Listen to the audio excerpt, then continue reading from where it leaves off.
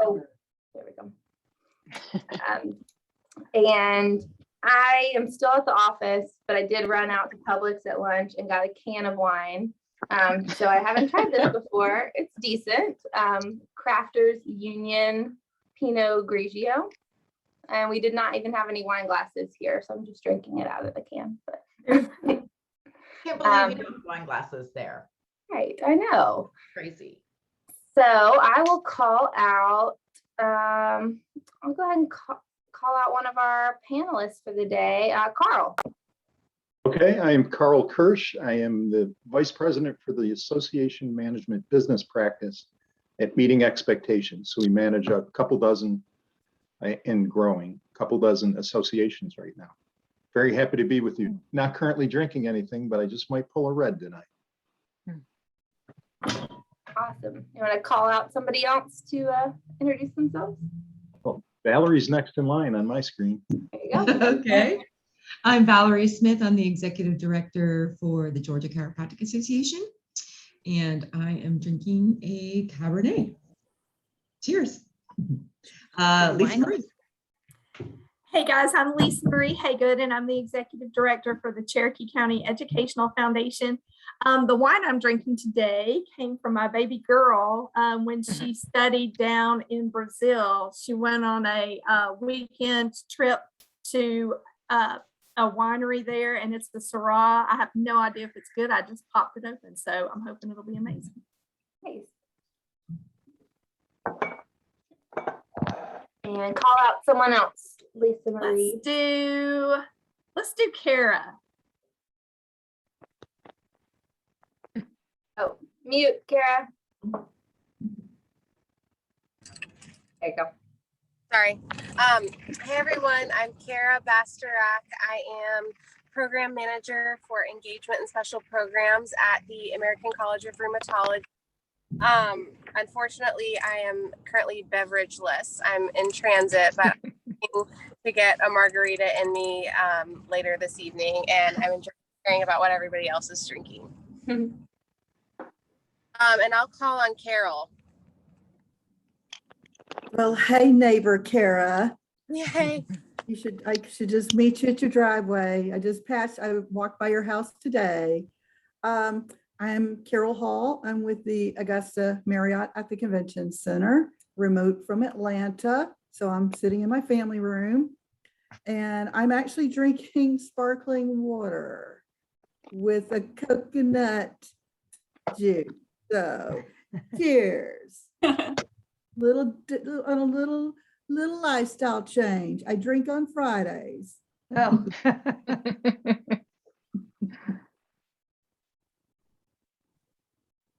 Carol, who are you calling on, love? Oh, I am so sorry. Oh, let's go with Miss Sheryl Ehlers. Thank you. I'm Sheryl Ehlers. I'm the Senior Sales Manager at Georgia Tech Hotel and Conference Center. And I'm actually drinking brew tonight instead of wine with a nice Italian Peroni, which is pretty tasty.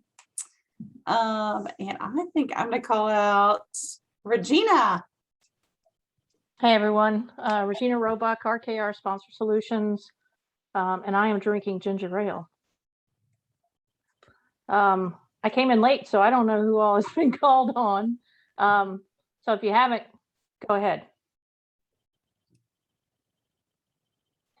I'll go. Hi. Okay. Hey, Heather. Hi, Heather. I'm Heather. I Director of Professional Development at the Industrial Asset Management Council, IMC, and I have several beverage options, but I have an unfortunate meeting at 5 o'clock, so I am drinking. I'm doing. Who's ever doing the sparkling water? I'm right there with you. Oh, Carol. Cheers. And then I'm gonna call out Jan. Hi, I don't know if you can hear me. I couldn't get my AirPods to work, but anyway, I'm Jan Price. I'm from Cornet Global. I'm the Vice President of Learning Operations. And I started to pull out a Woodford Reserve, but after reflecting on our wellness session that we had yesterday, I got a glass of water.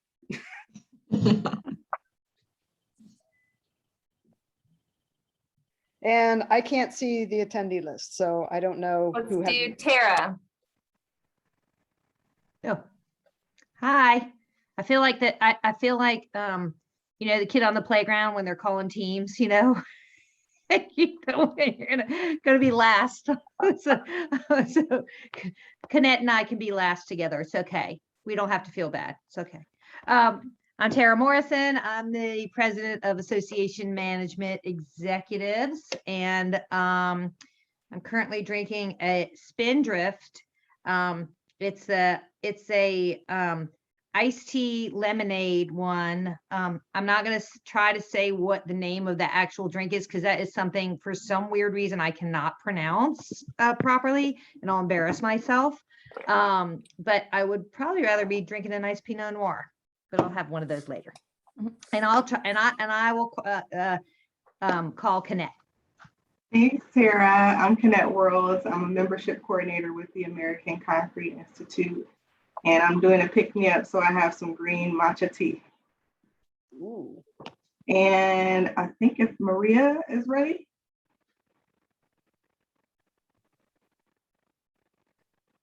Wait a minute. Might be upside down. It is? Oh, we know it's upside down. I have no idea how to fix it, guys. Anyway, Maria Trammell. I'm drinking a Kim Crawford Cabernet and in my mermaid glass, and I'm going to try to get. Oh, can y'all hear me? Yes. Yeah, I can't get my video going, but it's upside down usually, so everybody will get a good chuckle if I get it going again. Get ready.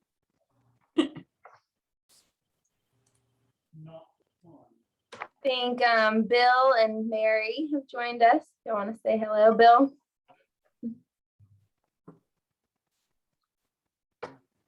Bill didn't want to stay at the office with me. No, I didn't. I actually had to stop and pick up some wine on the way home, Amy. So that's why I was a little late. Priorities. Can y'all- I understand. Yep. Exactly. And I'm drinking a Slam Dunk Cabernet. Never tried it before, but Niall Dawson with the Independent Electrical Contractors Group Association recommended it. So if I don't like it, I will let him know about it tomorrow. So. Awesome. Mary, you want to say hello? Hi. Sorry I'm late. I'm in Boston this week, or in Danvers at my office, and I haven't opened it yet, but I'm about to open my favorite cab. Yay. I've been drinking the bottle at this point. Liberty School cab. So hi everyone, good to see you. Look, Damien, how'd you do that? Upside down Damien, introduce yourself. Only I'm upside down. Well, hi everybody. If you want to know how to change the orientation of your camera, if you go into your where your stop video is, go to video is that settings. what Maria did? I don't know, but go to video settings, Through it. and then where your picture is, there's a little button in the top right-hand corner to rotate it. There goes Amy. We should retake our picture with everyone upside down. Right? No, we've tried that. I'll just stay There you go, home. Tara. Carry Look at on. this. Maria, we're gonna come to your house and make it happen. That would be awesome. All right. Hi everybody, I'm Damian Kavanaugh, and I've got clear liquid in here. It may or may not be from this bottle of tequila. It may be from this pitcher of water. You, after about 30 minutes, you will be able to tell which one, I'm sure.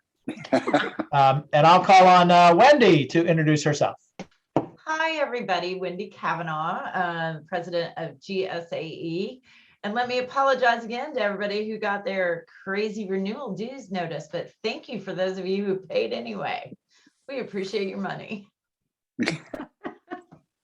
Awesome. Well, it's a great group here today. I want to special thanks for our panelists for being here, Karl and Val and Sheryl. Looking forward to hearing from you guys today. Damien is going to be our MC and moderator, and we have a couple questions that we thought we would ask of our panelists today. But As those of you who've been on wine and webinars before know, this is super casual and informal. Please pop in with questions, comments, whatever throughout the time. But thank you guys This for is being here today. so cute. Thank you for sending these, you guys. They're so clever. Yeah, if you haven't downloaded the learning journal, it was in the email that Wendy sent out, and it does have a place to take your session notes. It has some coloring pages like Lisa Marie just showed, a word search, all kinds of fun things. So be sure to check that out and listen to the lovely playlist as well. I was listening to it before we got started today. Thank you, Mary Wheatley. Well, I'll go ahead and take it away and start our conversation tonight. Thank you all for being here.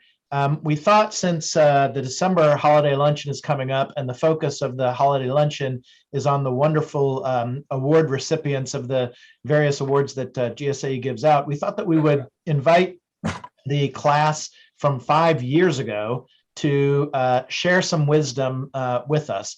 We also took advantage of going ahead and inviting, just making sure that everyone who is a recipient this year was invited as well, because we'll probably be asking you in 5 years to talk about your journey from 5 years ago.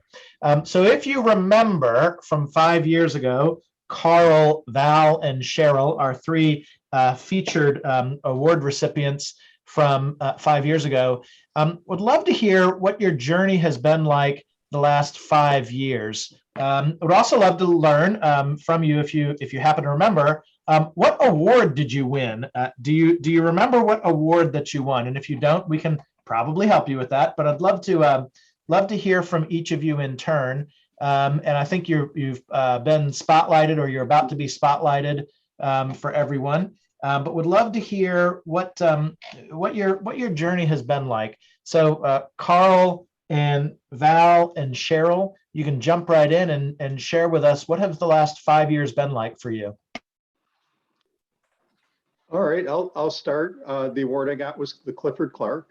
Yay. And very appreciative of that. So 5 years ago, up until about 2 years ago, my role started changing to almost completely the coaching mentorship with the staff. I've got about, well, at that time, so 5 years ago, even up to 3 years ago, I had about 45 reports. So spent a lot of my time sort of coaching and mentoring. But like with everybody, the last 2 years, it got really weird, because it's like, oh boy, what are we going to do now? The meeting stopped. The association work didn't. And everybody sort of initially panicked. And our job as association professionals was to coach and mentor our volunteers and saying, just relax, we got this. So that's where I am, I guess, over the last 5 years. Sheryl, do you want me to go? And then, Yeah, you can go ahead. okay. So I won the Skelton Massey Award for membership recruitment, and I was very humbled to receive that. 5 years ago, I was finishing up my very first year as executive director of the Georgia Chiropractic Association. So I was very wet behind the ears at the time, and I feel like I've gotten a whole lot of experience since then. We also, had some issues with the pandemic, but we ended up actually having all of our conferences last year, including our July one, which was kind of surprising. So yes, it's been a struggle, but we did persevere. And we actually, I feel like our association really was helpful to our members, because we were able to get with the governor's office and have him declare that chiropractors were essential workers. So all our members were able to continue to work during the pandemic. So that was something that we were extra proud of. Okay. I believe I co-shared the award. It was the Styron Award for committee chair, and I shared it with Meg as we led the how was it? Supplier Council. I can't remember which committee it was, but definitely very rewarding serving any committee for GSAE. Over the last 5 years since then, definitely, I feel like the last year and a half through COVID has been just kind of a total different turn in our industry as far as being on the supplier side. It's been very challenging working and handling just all different pieces of the hotel as they furloughed so many people in my office. I was left with just me and my director of sales and marketing. So I learned how to book weddings again, which I had not done, since really early in my career. And I guess they learned that they really needed to get the catering person back pretty quickly, because what I know now, that what I didn't know earlier is that, hey, save your money. Don't spend it all on a wedding. Go get married somewhere else, and save this money. So yeah, I wasn't really the greatest proponent of selling weddings during that time period. But definitely learned a lot stepping back and seeing the different pieces again that I gained experience from throughout the years. But I am so glad that we're starting to see a turn in that trend now and seeing more normal face-to-face meetings again. So I think this is true, Carl, Sheryl, Val, you're from 5 years ago to today, you have not actually changed jobs. Is that correct? You're actually in the same job. Carl, being with what you do, have you switched to different associations that you're serving? We've actually onboarded, just in the last 2 years, onboarded 4 more associations that had gotten themselves in trouble during the pandemic. Reacted poorly, had no one representing them when they canceled meetings and ran into all sorts of hotel attrition situations that really kind of devastated some of them. So no, haven't changed jobs, but the dynamics, have really changed. Like I mentioned before, we're kind of the calming influence. The neat thing though is I've been to 7 association meetings since May, and those people who are comfortable to travel and have been attending these meetings are so damn happy to be meeting face to face. It's kind of like cautionary masks the first day, and by the second day it was like, you need to put your mask back on. How the hell with that? It's been remarkable, really remarkable. Yeah, it's almost impossible to differentiate, pre-COVID and now where we are, because we've been so consumed with it at this point. I'd love to sort of ask this question. I think that you three, and I think probably everyone on this Zoom is pretty deeply committed to GSAE in one way or another. But I'd love to hear your perspectives on what are some of the things that you've relied on GSAE for specifically over your careers, not just in the COVID times, but also really in the last 5 years, that you think really helped you in your growth as an individual, as an association leader, as someone who's helping associations with their meeting needs, but also in how you are serving the larger community. I'll start off, if that's okay. When I became executive director of the association that I was already working for. I don't recommend that. It's hard for the board to stop seeing you as staff and start seeing you as the executive director and their partner. And I called Wendy because I was having some trouble with my board, and she suggested I talk to Jim Moody. And I went and had lunch with him, and he had some great advice that I followed, and it helped a lot. So that was super helpful. And then also, I think GSAE did a fabulous job during COVID of bringing us education and ideas on how to go virtual or how to safely host a meeting. I think, Wendy, you are amazing. You did such an awesome job last year. You do an awesome job anytime, but last year in particular, you did a really super awesome job, and I appreciate everything you've done to help us. Yeah, and I'll add, one of the early career advices I got was from an executive director, and I was new in association, and he said, just remember, it's not necessarily what you know, but sometimes it's who you know. And build your network before you need your network. And I mean, GSAE is, I think, the ultimate example of that. It's an easy place to build a network, but you have to feed and care for your network so that it's there when you need it. And a lot of our phones were ringing, and we were ringing other people's phones over the last 2 years just to find out, what are you guys doing about this? What are you doing about that?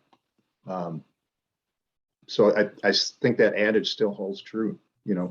Build your network before you need it. And for those of us in Georgia, GSAE is it. Yeah, I'll just add to that. I think that in particular, in the last 2 years, my GSAE membership has been even more valuable to me in regards to offering opportunities to be able to book business with different associations that pre-COVID, I wouldn't have been able to take some of that business due to other business that was in the hotel.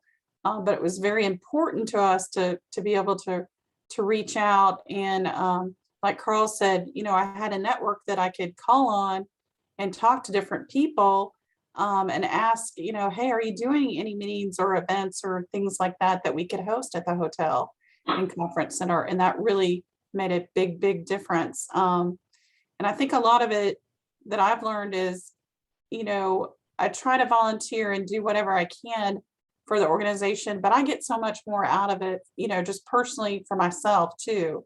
And I've gained so many different friendships.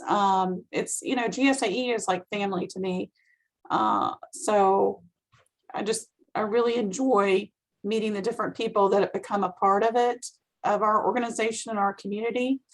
And I think that it just really, then it helps to enhance my job as well. Let me do the COVID thing, pivot to a different question here and bring some fun. What's the worst advice you ever got?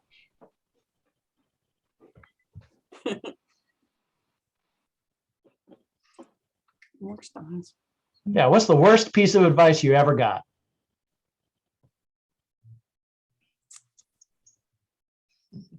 That's toughy. You want the next question? The next question's even harder. Others can chime in too if they don't have if anyone has one, they can shout it out. Yeah.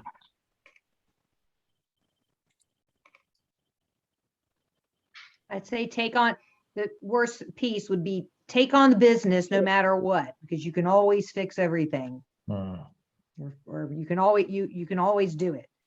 Like, no, not always, as I turned down a big fat piece of business today. So there you go.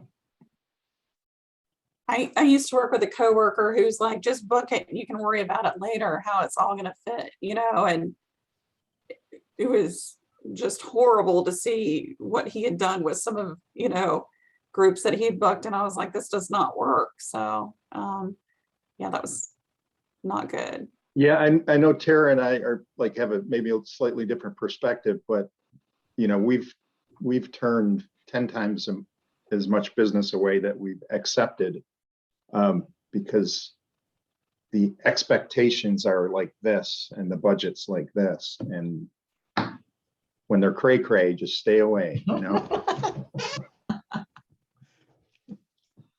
we hashtag that? Yeah. When they're cray, stay away. I like that. Me too.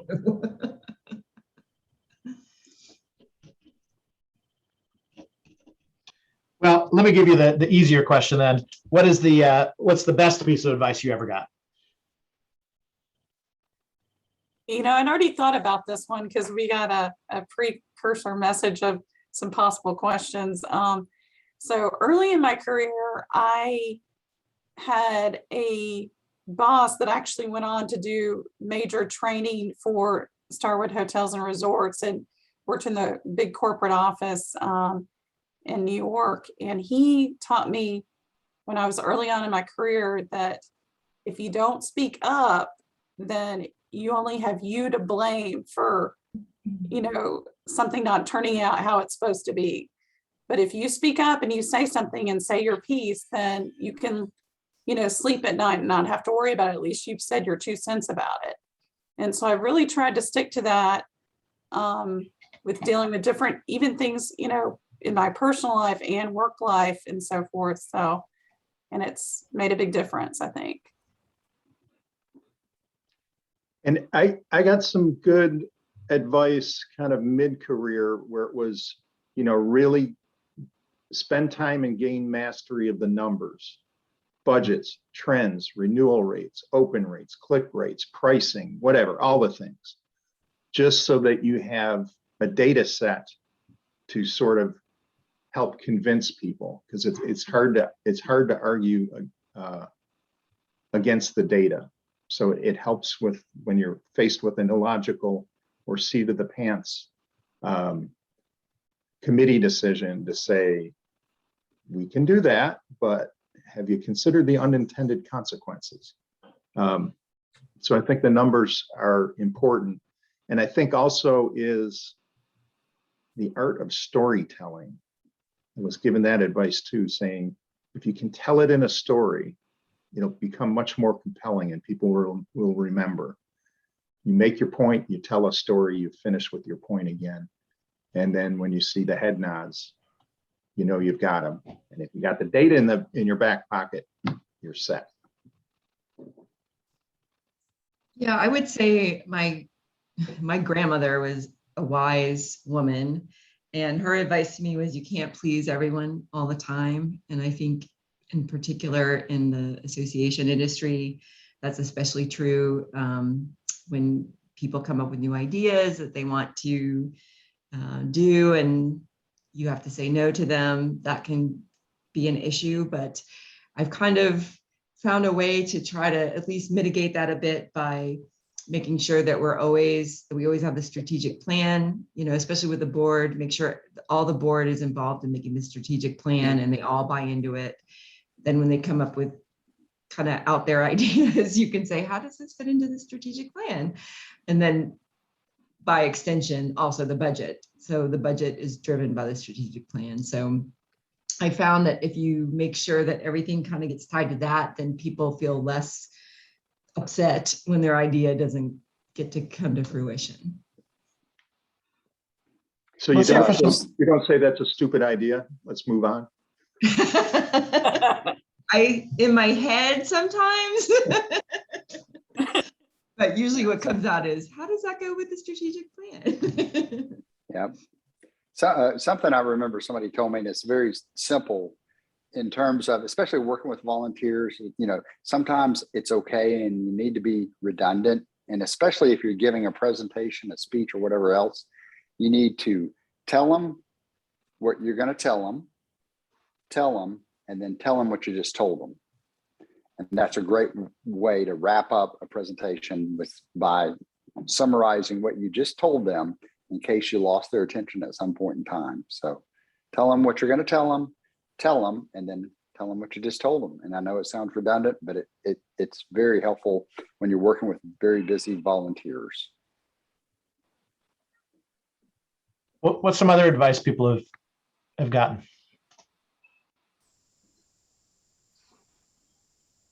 To be a good listener, you really have to listen to what somebody's saying before you try to solve a question or a problem or sell them something. You have to understand and listen to what their needs are before you try to connect and try to solve their problem or sell them something.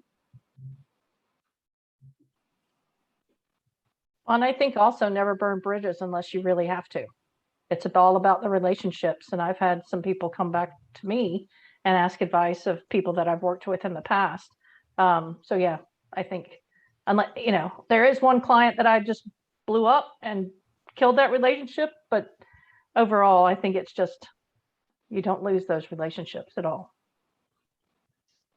You know, I forget where I picked this up, but as executive directors, a lot of our job is, if you think about it, it's almost like our job is to tell the boards or committees, no, you can't do that. No, you can't do that. And they get tired of that very quickly. And that's how you lose your job. So I was told, don't say no, answer with a stronger yes. So when somebody says, hey, the committee's got this great idea, let's take it to the board, we should do this new initiative. And you say, wow, what a great initiative, we can do that. But we'll have to redeploy the staff that's working on the young professionals or the remote education. And so we'll have to drop those programs to support this one. That would be a stronger yes. So it's, you know, like we've been talking, it's a nuanced communication, so to speak, that I believe everybody I see on this call probably is a student of. There's some great comments in the chat, Carl, if you haven't seen them. But in addition, just to call a couple out, Lisa Marie, the largest return in business comes from investing in yourself. That's just brilliant, really, it is. And Wendy, keeping a volunteer between you and an issue. Yeah. Regina, Regina, can you say that one out loud so that we can get a recording of it? That's just too good. Sure. My mom, I was having an issue with my former, not me, but former company a while back, and called my mother, and she said, you know, Regina, you deserve to be happy, and I deserve not to hear you bitch. So figure it out. Either stay or go. God bless my mom. So that's kind of what I live by now. It's kind of in my head since she's no longer here. That's really, really great. What is the, does anybody else have some advice that they want? I think these are fantastic that we've caught some of these. A lot of the folks that work on my executive committee tell me all my time trying to appease a very small number of negative people. And if I allow myself to focus on that, it's to the detriment of the people who are happy and being served. I would say that if you go to a meeting or a conference and you walk away with just one tidbit, it will be worth it. You can't always expect that every single meeting you go to, you're going to walk away with a whole notebook full of ideas or things. If you walk away with one good thing that you can actually implement, it was way worth it.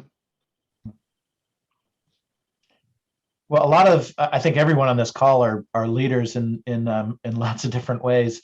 And the awards, the GSAE awards, are really about recognizing leaders in different areas.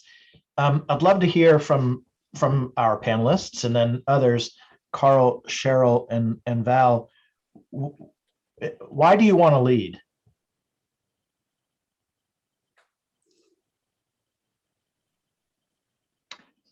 All right, if I think about a career path, I'll get to use one of my favorite analogies.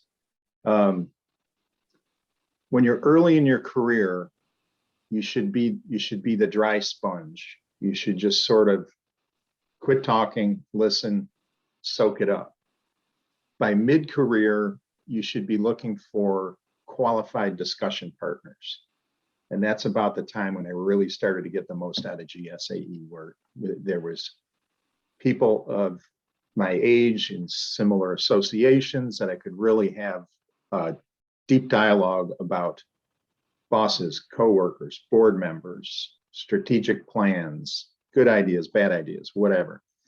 But by later in the career, when your sponge is full, it's kind of time to wring it out. And that's the give back stage. And that's what I was alluding to. You know, I feel like that's one of the primary things that I'm responsible for over at Meeting Expectations right now is not necessarily the operations, but the mentoring, coaching, mapping opportunities to people with particular abilities and skills and interests. So that's why I do it right now. I would say I actually was a participant of Leadership Cobb a long time ago, and we did a lot of training around servant leadership. And for me, that's what drives me to be a leader, to help people, to help them do things better, to make sure they're doing it right. And if I have any wisdom to give, I'm happy to give it. But I think it's really important to share what you've learned, help other people, help our members be better. That's kind of my motivation. I would say that through the opportunities that I've had to be able to lead and work with my peers, and I've gained more from them than they've probably gained from me, just learning about different things that affect them and what they're going through on a day-to-day work, experiences. And by getting those different experiences from those different people, it makes me a better at my job as well. So it's just having an opportunity to do that and connect with different people and give them any kind of knowledge that I have as well, and experiences that I can share with them too. It's kind of like a two-way street and very rewarding. So this question is actually part of a leadership. Okay, thank you. I'm going to turn the chat off for a minute. It's a two-part question in a leadership development class that I've been part of for a while. So Bill, I've asked the first question. I'm going to ask the second question momentarily, and in a second, I'll tell you the second question. So I'm just going with your three-part type, trying to review with everybody what I'm doing. So before I ask the second question, this first question is, why do you want to lead? And I'd actually love to throw it out to the whole group, because everybody on this call is a leader. And I'd love to hear some of everybody else's response. Why do you want to lead? I'll start, Damien. I think one of the things that I really love is helping others be the best that they can be, and encouraging them to take steps, whether it's in their business life, their professional life, and encouraging them to be the best they can be and leading them to do that. I've even always said on my team and my staff, if somebody gets a better job offer, leaves for a better opportunity, go for it, because that's what life is all about. So I think that's one of the things that really motivates me to be a leader. What else, everybody? I had a donor who was really inspiring, and unfortunately he's passed now, but he, when we were working on his gift together, he said, now let's go change the world. And that really inspired me and one of my colleagues that I was working with. And that's why I want to lead. I want to change the world in any way I can, big or small.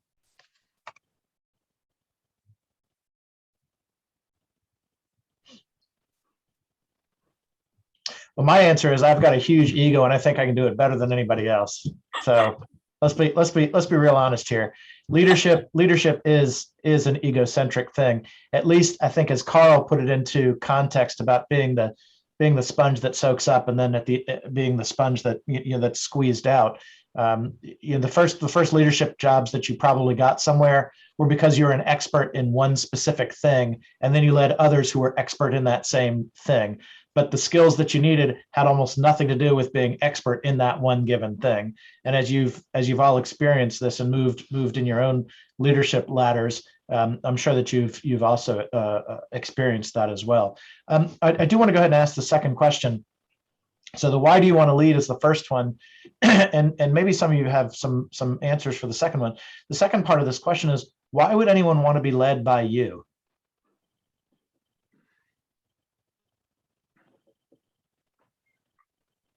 I generally pick up the bar tab. That's good. Yeah. I would say probably because I'm a positive person. I make it fun. I'm optimistic. I always think we can get something done, even when it seems unattainable. I strive to make it happen. As Wendy is probably like, gosh, Cheryl, we really had to throw this into this last quarter. I'm like, but we got it done, and it was a great event. I would echo what Cheryl says in that, well, first of all, I think I'm in this position because I had an understanding of the industry, which is something they wanted. But also, yes, I think I have the drive to get things done. You know, when we make our strategic plan, you know, I figure out how to do it. For example, we decided to start a podcast and now I produce podcasts. So, you know, I have that attitude of, you know, whatever they want to do and whatever they decide to do, I'm going to get it done.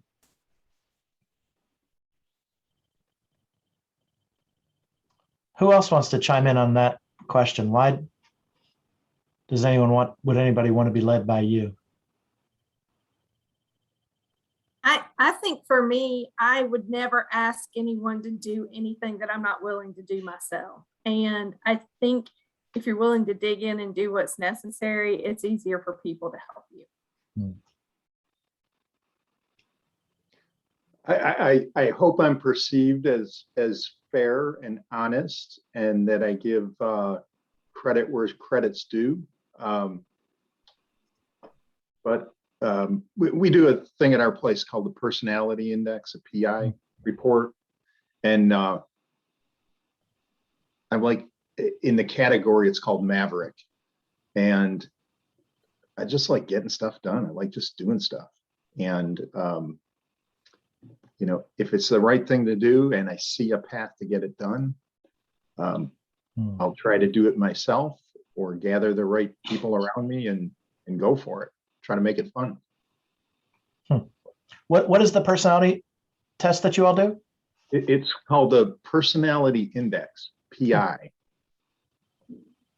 And it's, you know, like all of them, Myers-Briggs and the Egg and all those other things, but it's got an interesting report. Actually, we've got everybody in the company's got their PI posted at their workstation.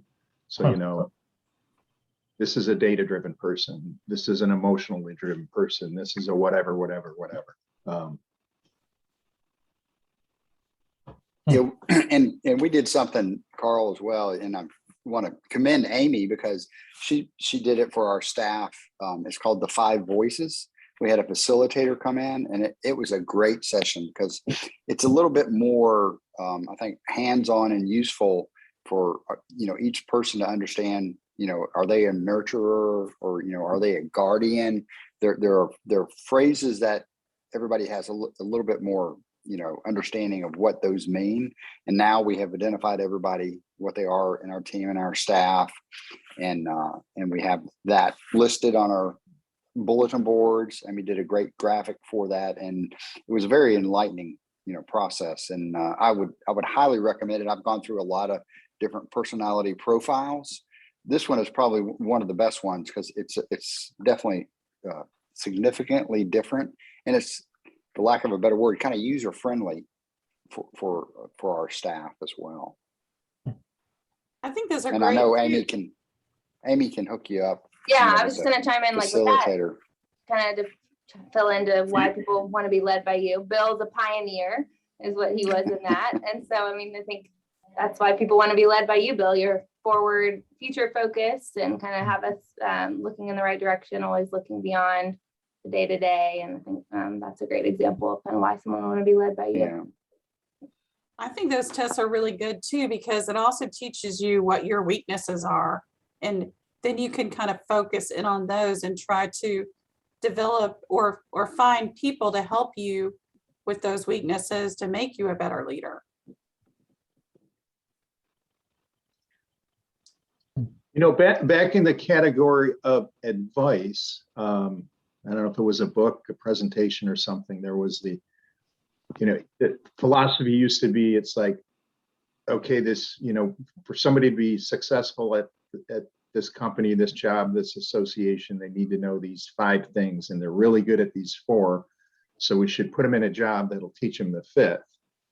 And kind of the new way is to say, okay, let's not put them in a job that involves any of that 5th discipline. Let's put them in the jobs that they are already comfortable at. That's where they live, and they will excel at that. Which also, you have to admit that not everybody's going to be a leader. Not everybody is, but the DNA is not right to be an executive director or whatever you want to call a leader. But I've worked with some people who are like, oh my gosh, you are the most amazing operations person I've ever worked with. You're the best number 2. I would hate to ever not be able to work with you. And if they're comfortable with that, I mean, that's a great career, Oh, thank you, Amy. Put it into the chat. Thank you for that. That's good. And Carl, thanks for bringing us back to advice. I'd love to know what's something that you wish someone had told you early on. I have one. Yeah. Never miss an opportunity to demonstrate your value. I have a very hard time tooting my own horn, but you really have to get over that, because you have to always answer the question, what have you done for me lately? And I think just assume that your board knows what you're doing, but they don't. And they, I think they think you're just sitting around and answering the phone and, not doing anything. So you have to really tell them what you've been up to, share your wins, and also share the association wins with the members, because the members don't always really know what's going on either. So I would say, make sure that you're answering that question a lot. What have you done for me lately?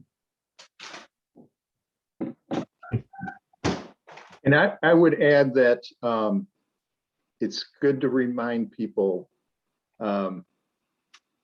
be friendly with your board, but realize they're not your friends. You work for them. Because there's, call it a truism. I tell everybody I work with, no matter what you perceive, there's at least one board member who's not a fan of you or somebody on your team. And you just need to be aware of that and be careful what you say or don't say. And they, like I said, be friendly, but know they are not your friends.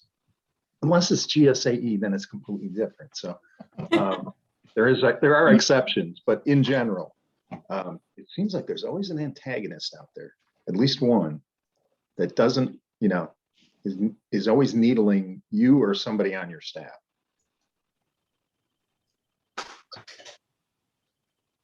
But the good thing, the other truism is this too will pass. They have term limits. Something I would say is I still learn far more from my failures than I do my successes. Everything, and let your staff know that's okay.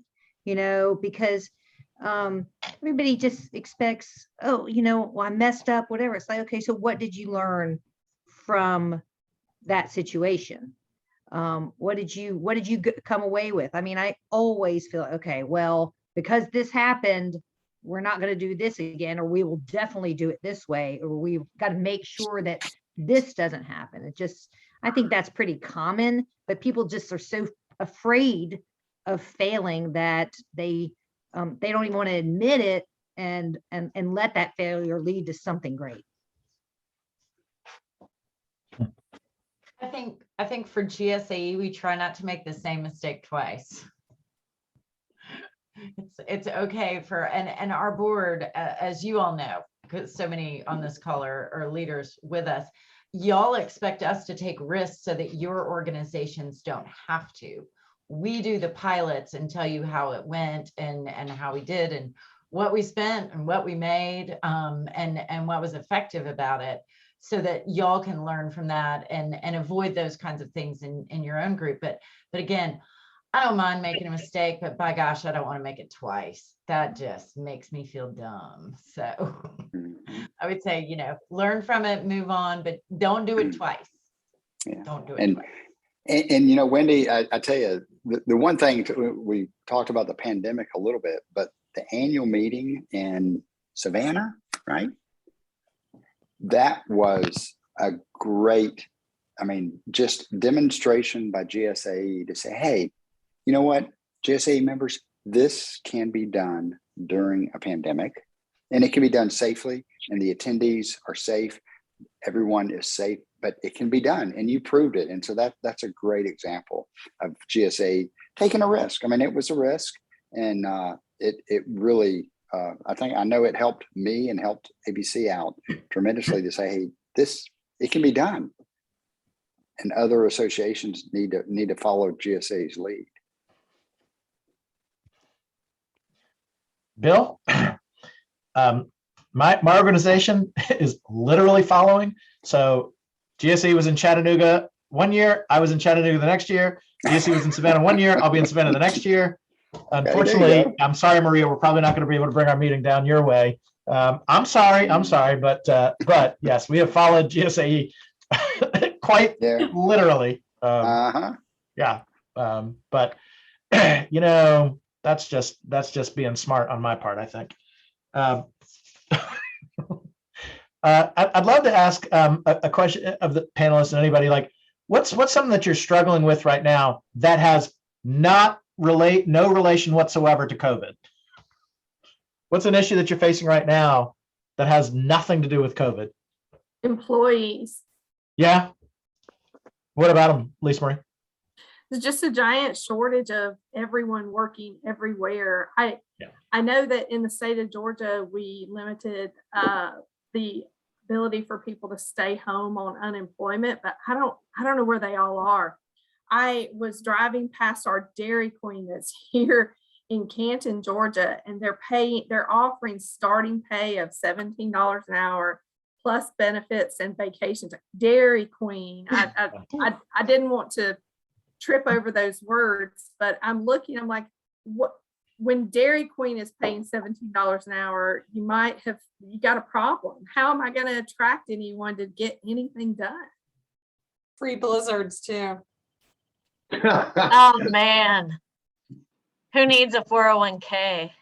Amy and blizzards.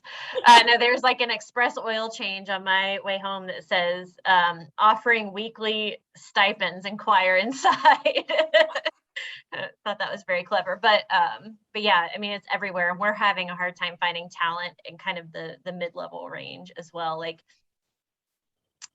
senior folks are looking and flexible, and that's great. And we've had great response, but kind of that manager, senior specialist level. Yeah, we lost some people just because when we went to, okay, we're going to start back at work 2 days a week, completely flexible hours. Just try to get 4 hours in a couple days a week, and they quit. They're like, I'm not coming back. I'm going to find somewhere I can work remote for the rest of my life. And then when we can find people, we had one that stayed for all of 2 weeks before she found her next better gig. And we had one that stayed about 6 weeks before they found their next better gig. And it's like, oh boy, this is going to be a problem. Karl, you were forgetting to follow your own rule. If they're cray-cray, stay away. We are literally sending emails and sending it out to the whole island. Like, there's a dinner this Friday night for extra help. Anybody that wants to come work, and staff are coming out of the offices to flip rooms during the day and then getting people to work at night. And we're literally putting it out to all the hotels. Do you have any employees that can work, serving? And we're paying, I think it's 20 or 25 an hour. Just, yeah, it's tough. Yeah, I was out at the Fairmont in Sonoma about a month ago, and I saw the general manager of the hotel at cocktail hour, had a drink with him. He was, meeting with us. But when I saw him serving coffee in the lobby at 6 a.m. the next day, I went, this is a problem. Hotels have no staff. Yeah. Where are they? That's the thing. You guys are covering. You guys are not- covering well. Those that Like- are open, you're covering well. Also, And tough where is gig, their money tough coming gig from? girl. That's what I don't Fairmont, understand. Sonoma. Where's their money coming from?